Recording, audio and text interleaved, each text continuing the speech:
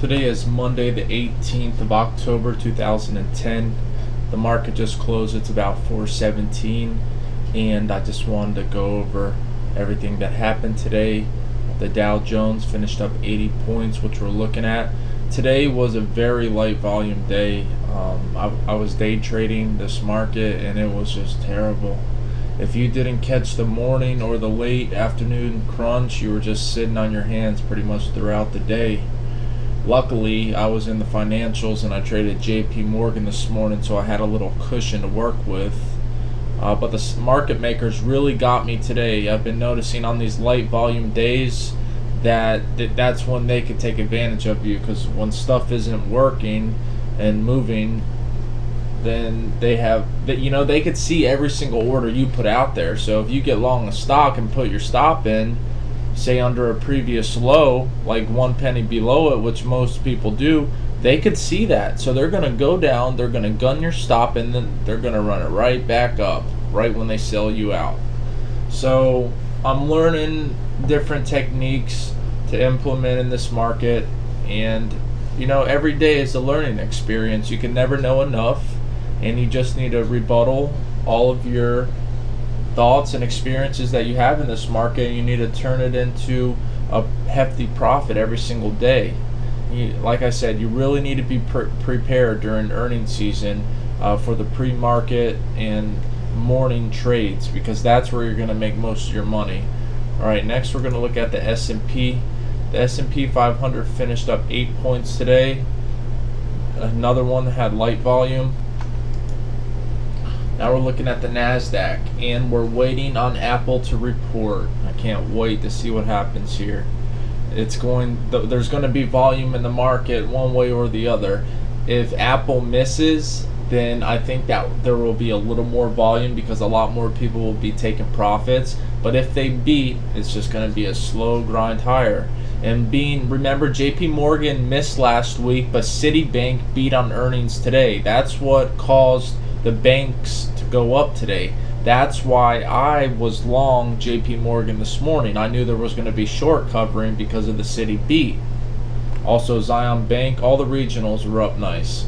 So if Apple beats, look for 24.98 on the Nasdaq, and if they miss, then look for S1 to be 24.65 and S2 to be 24.38. Alright guys, now we're looking at the dollar index futures. We hit a high of 77.86 at about 4:30 a.m. Ever since then we started continuing down lower, and then we basically went sideways from about lunchtime into the close. So that caused the markets to grind up, the decline in the dollar. Looking at crude oil, crude had an amazing day today, up over 2%, almost 2 points. Hit a high of 83.95, and we opened at 82.36. So it pretty much ripped throughout the day. RIG got an upgrade today, and I also traded that, and I traded RRC. But they were just like the rest of them. They had their moves. They traded flat for a while, and then you just had to be waiting around for a move to occur in the market so you could fully get in your position. And now we're looking at gold futures, bullion. Gold finished up 2 points today. We're still above the 50 on the 1 hour time frame, and as long as we hold above 1366 and 1368, we got to be bullish on gold, and we could initially take out the 1388 high and head to 1391. Now, the only way I'll be bearish on gold is if we get below 1366, because that will cause the 50 to then turn down, and there might be some additional selling if we break below that level. VIX finished down 2.6% today, 38 cents, and it closed at 1403. In the after hours, we hit a low of 1384. Let's look for 1378 to be our main support for tomorrow. And if we break that 1378, then 1343 will be S2 and 1314 will be S3. Looking at the Russell Financial Index, and I don't have the information on it right now. Sorry guys, there's a technical difficulty. It's not showing up on my charts. Alright, looking at the SOX, the semiconductor index. SOX finished down about 0.7%, and we closed below the 354 resistance area. If Apple beats, then SOX will most likely take this 358 level out and presume up to 360. With an Apple miss, 351 will be our S1 and our S2 will be 345. Platinum got a close today up 5 points, 0.3%. As you see, we sold off at the open, but we came down to 1673 and then we retrograded up to 1702. And that's a key level for us on platinum, the 1700 level. So right around here, if we could get a close above that, I believe 1712 will be our next target. And last but not least, we're going to look at the Russell 2000 chart. So we got a close at 710 today, and that was up 1%, 7 points, and it's above our 706 support level. 714 will be R1 and 726 will be R2. With a decline below 706, let's look for our S2 to be 700, and that's right where the 50 is, and then 688. Okay guys, I didn't have time since I'm really busy right now and it's earnings season. I have a lot of other stuff to do, and because I also run another business. But Jack in the Box got an upgrade today, 22 to 28. Juniper Networks, symbol JNPR, got an upgrade, 28 to 33. VMW reports later this week, and they got an upgrade from 70 to 76. I believe they report after the close today.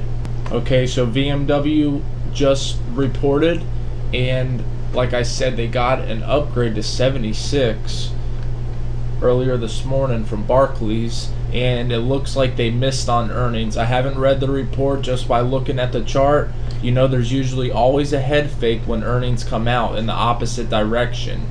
So 82.71 is the high that we put in, and now we're trading at 74.50.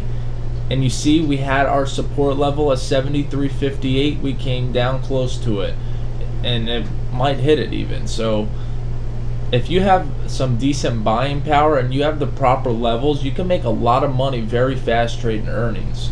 But you got to be careful, it's very risky.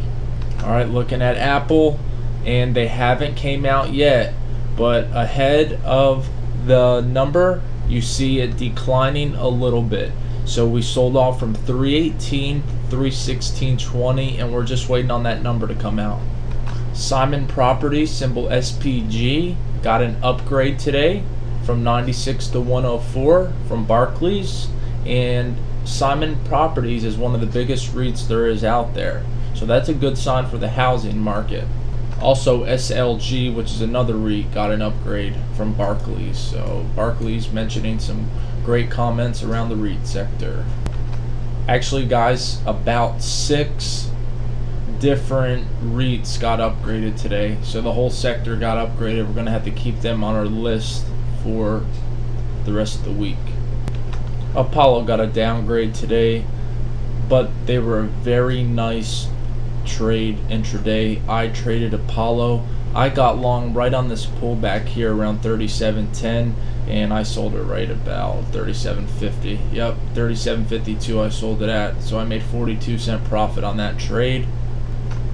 When a stock is strong and it gets above the open, use your 50 as an indicator. If it's ascending, try to buy on dips. Now when we get below it, that's a bearish divergence, and as you can see, we sold off. Halliburton also reported this morning. We had a close at $35.99 on Friday, but then we sold off and hit a low of $33.44 today. So something negative was said in the conference call. This is just observations. I haven't read any reports, so I'm just letting you guys know what I'm seeing right now. Hasbro reported this morning, symbol HAS, and they beat on earnings. They had that initial pop and then traded sideways for the remainder of the day. Alright, IBM is sending the S&P down right now. IBM missed earnings. We are at 137.80 trading right now. This morning we had a pop. A few of my trader friends actually caught most of this move on this second leg up, and they said they banked about a point off of it. But right now we are down after hours and the S&P is slipping. Now I'm waiting to see Apple come out so I can get it on video for you. While we are waiting on Apple to come out, the earnings, I'm going to go over some of the plays that we're going to look forward to for tomorrow's trading.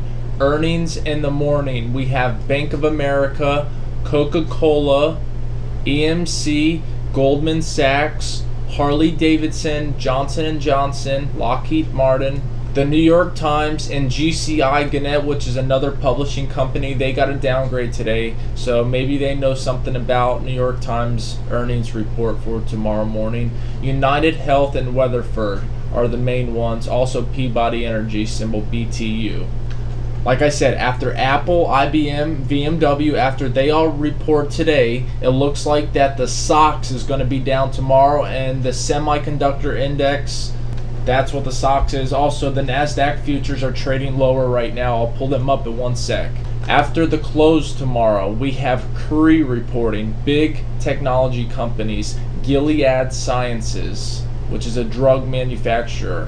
ISRG, remember that's the big stock that institutions always trade big on earnings day, symbol ISRG.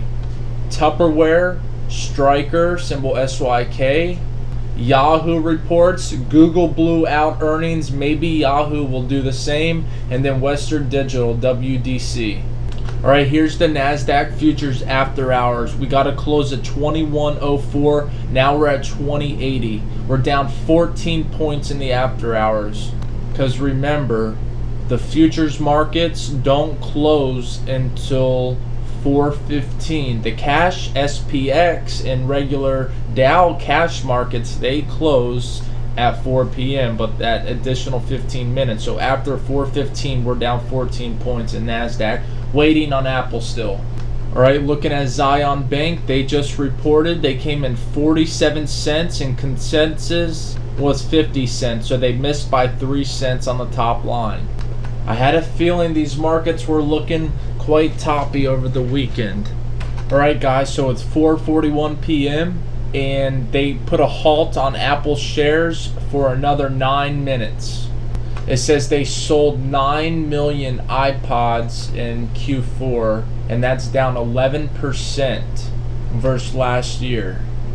And then they said the iPhone sold 14.1 million. The street was looking for 11 million, so they killed it on the iPhone. They came in at 464. Consensus was 405. They blew away that. It says that the gross margin was 36.9% versus 41.8% last year, so that's going to be some questioning. If they take that sentiment in the wrong way, the direction will be 307 for our support. There's a good chance we could hit that, and if we beat on earnings, which we did beat, but if the sentiment is good on the street and the institutions buy the stock up, we're going to look for 322 to be hit, along with 323 after that. Microsoft shares down in the after hours.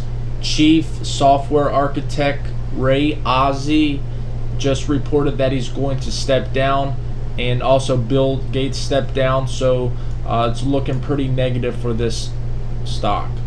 Apple's trading down in the after hours over 7%. They closed at 318 and now we're trading at 296. 22 points down from the close. And if this continues up, our next line of support is going to be this 286 level and then 284.90. Huge miss on Apple. Now we're going to pull up Nasdaq futures. Wow, down 34 points in the after hours, guys. Big miss. Tomorrow's going to be heavy trading with institutional volume. The markets could all be down tomorrow. It's going to be a great day trading. Hope you guys enjoyed the video. I'll do another report tomorrow after the close.